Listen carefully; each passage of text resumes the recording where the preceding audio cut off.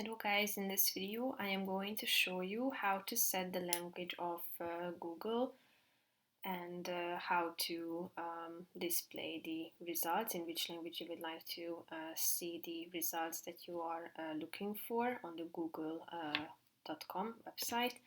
But first I just want to mention, don't forget to subscribe to my channel, because at 10,000 subscribers I am going to show you my whole YouTube revenue statistics and growth strategy, how to make money online. Now let's jump into it. First of all, open the website on your device and then tap on the settings button down below in the right side corner of the screen. Then tap on the search settings button at the top.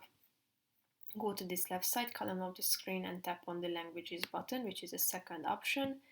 And here you can select from these options. However, if you cannot find the language to which you would like the website to be updated, then tap on this show more button below, and here you can select from these options. All you have to do is tapping on the relevant one and then click on this save button down below, and as you can see, the system has saved your preference and the language of the whole website will be updated, as you can see.